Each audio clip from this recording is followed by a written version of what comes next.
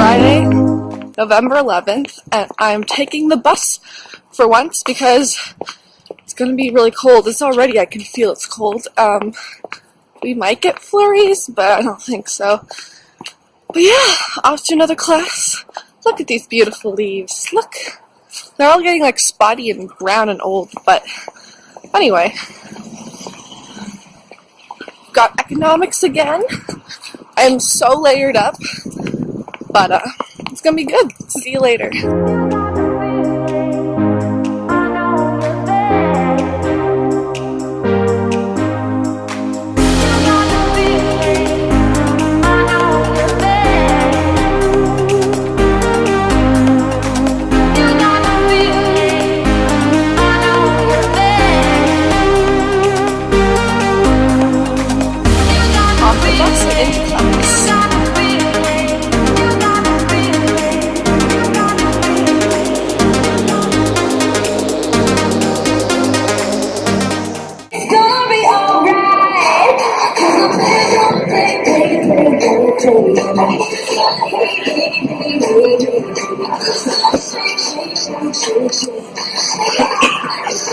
Hello everyone, I just finished my economics class and I got an email about a leadership kind of conference where I could have the opportunity to speak about my experience with leadership, and I just wrote out a nice presentation, and it was a good opportunity to really just reflect on my experience with YouTube and a lot of the lessons that I've learned and that I really want to convey to others. So it was a good opportunity that came at the right time. I almost want to just talk about that, I think, versus another interesting topic that I have at hand. But I think I'm going to go with the election topic just because it's still kind of present, and I want to create a little more finality to this matter. So these will be my thoughts. Like everything in life that happens, it's a learning kind of experience. I like to think that everything happens for a reason, and it's either to teach us something or push us forward to where we need to be. And the positive side of me wants to take the same approach with the election. And I heard an interesting kind of topic by Russell Brand, video done by Russell Brand recently, and he made me think a little bit more about what it means. So presently we have a scenario that most people are not happy with, and I think what this tells us is, okay, first of all, we all want to be really appalled by our fellow humans and just wonder why the hell they did this to us in a way. But I think what's more helpful is to look at why this happened and why would people vote for Donald Trump. And this is not working out, but anyway. And I think the most reasonable answer is, so a big thing is, the lack of jobs and fleeing, and I think what we forget, if our scenario is good and our life is good and we're not in a desperate situation, we forget that others might be. And just making sure my laptop doesn't turn off, and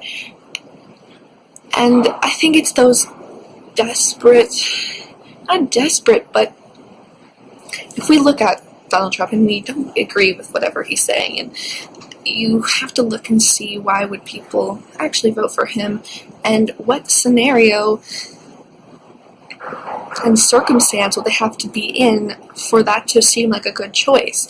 So I think what the main kind of thing to take away from this is that we need to create a scenario for everyone where Donald Trump does not seem like the best choice that they have, and we need to create a system that works for them, that they don't feel like they have to take that choice. And I mean, the whole way through the election, everyone was talking about how it's the choice between the lesser of two evils, and just everything about the election and how it was full of contradictions, and people were making decisions based off of entirely different information sets just based off of what they got out of media and what they've heard. So all of that is already a prime scenario to breed cognitive biases. So, when all the information is confusing and we have different data sets and it's all appealing to emotion and things like that, then we're not going to be making the most logical decisions. So there's all that. But now that it's happened, we kind of have to just accept it and think about what we can do in the future. And I think what we need to ask and do is be often a lot more critical of the people that we have as choices. I think sometimes we're almost too forgiving with electoral candidates. They have a scandal or they say one thing that's completely horrible, and then they can just say another sentence and totally, brush it off. And when it comes down to it, most often the people that we are given to choose for are people that we don't identify with and we wouldn't want representing ourselves, and we wouldn't often want to share those personal traits with. So when we're voting, we're giving a bit of our power away, and we're saying that we're on board with everything that those people are saying.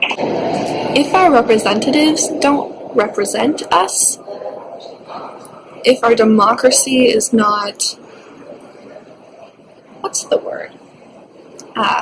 if our democracy is not an election but a selection where corporations are determining the outcome more than the people, then it's a very capitalistic kind of driven society. And I think then almost in a way where you put your dollars can be one of the biggest votes that you're making actually for your country.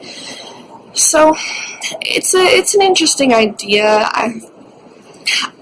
I think the main thing is just to keep living your life the way you want to, the way you think is going to make a positive change on yourself and the world, and don't support businesses that are doing bad things or things you don't agree with.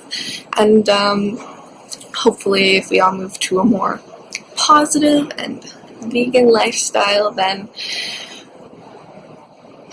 those corporations will gain more power and more wealth, and eventually, hopefully, our politics will have to move to reflect what the corporations and what the people want and are demanding. So that's kind of the main thing I want to talk about, is basically that even if your vote doesn't really hold as much power as you want it to or it should, there are still other ways that you can vote, and that is with your dollar and with the way you live your life. Everyone has an amount of impact, even just on a personal level.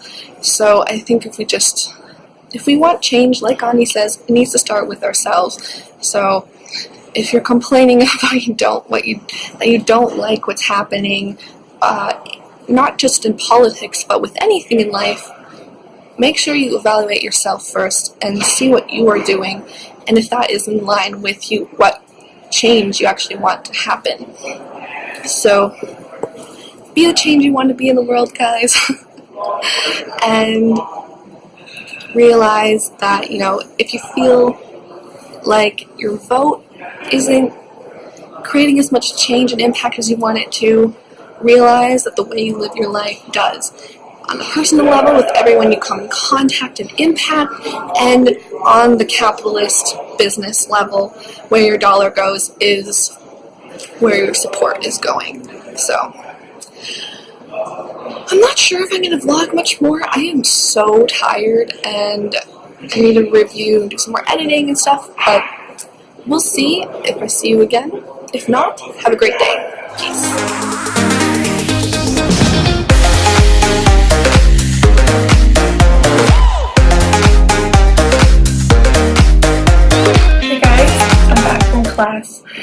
and it's so cold, my ears hurt because I don't have a hat yet.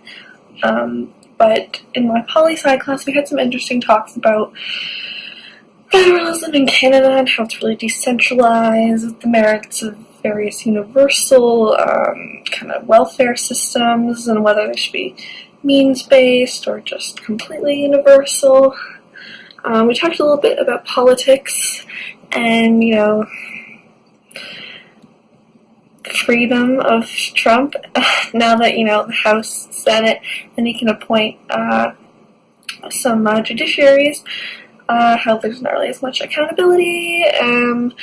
Also talked a little bit about the differences between Canada and the US and our disparity between the rich and the poor.